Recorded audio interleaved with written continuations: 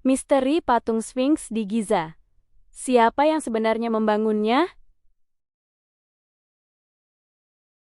Yo, balik lagi di channel Optimis Selalu. Hari ini kita bahas satu ikon yang udah muncul di meme, film, sampai teka-teki sejarah.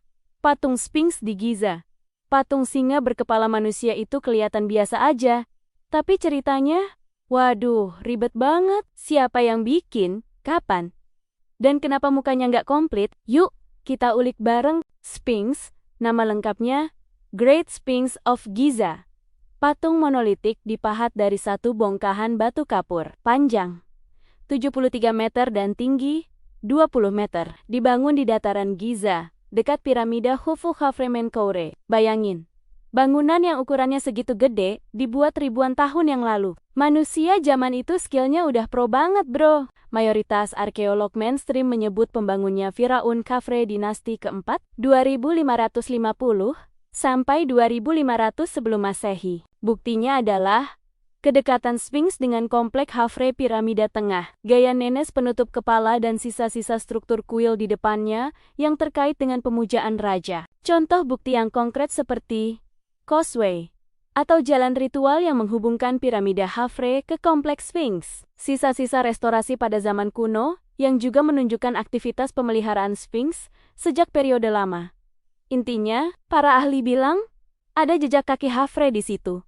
Bukan jejak literal, tapi jejak arkeologis. Lokasinya nyambung, gayanya juga cocok. Ada teori yang kontra, geolog Robert Schoch dan beberapa ilmuwan lain mengamati pola erosi pada badan Sphinx yang, menurut mereka, mirip erosi akibat air hujan berkepanjangan yang menandakan usia jauh lebih tua daripada 2500 sebelum Masehi. Mungkin sampai ribuan tahun lebih tua.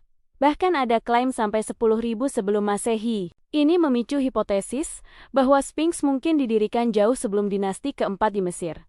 Namun, ada catatan penting. Banyak arkeolog berargumen bahwa bukti arkeologi seperti gaya pahat, konteks situs dan artefak mendukung penanggalan ke dinasti keempat dan menolak hipotesis sangat tua itu. Kritik juga menilai Schoch kurang memberi bobot pada bukti arkeologi dan penjelasan geomorfologi lain. Jadi ada dua kubu. Yang satu suka angkat ini kerjaan Khafre, yang lain juga ngegas menolak. Gak bro, ini jauh banget umurnya. Seru kan? Penjelasan yang konservatif, erosi bisa terjadi karena kombinasi faktor seperti angin, pasir, perbedaan kualitas lapisan batu kapur, perbaikan berulang pada masa berbeda, dan proses alami lain yang nggak selalu berarti hujan deras kuno. Beberapa ahli menunjukkan bahwa pola erosi yang diklaim akibat air bisa dijelaskan oleh faktor lain. Contoh nyata seperti Sphinx dipahat dari lempengan-lempengan kapur dengan lapisan yang berbeda. Beberapa lapisan lebih lunak sehingga lapuk lebih cepat, menyebabkan pola yang tampak gelombang. Kenapa hidung di patung hilang? Banyak sumber menyatakan hidung hilang akibat perusakan di era lebih baru. Beberapa teori menyebut vandalisme pada abad pertengahan atau aksi pasukan Napoleon, tapi ini mitos. Karena bukti menunjukkan kerusakan itu bukan di zaman modern-modern sekali. Terdapat catatan tulisan kuno yang menyebut kerusakan pada abad-abad lalu. Sphinx juga punya dimensi budaya.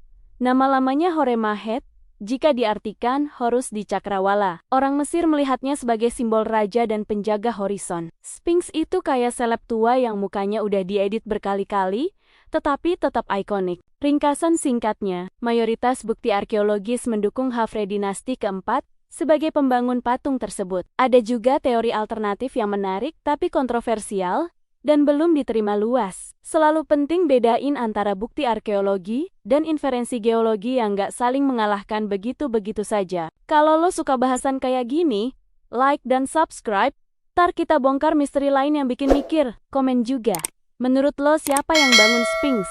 Khafre? Atau sesuai teori lain? Jelasin pendapat lo.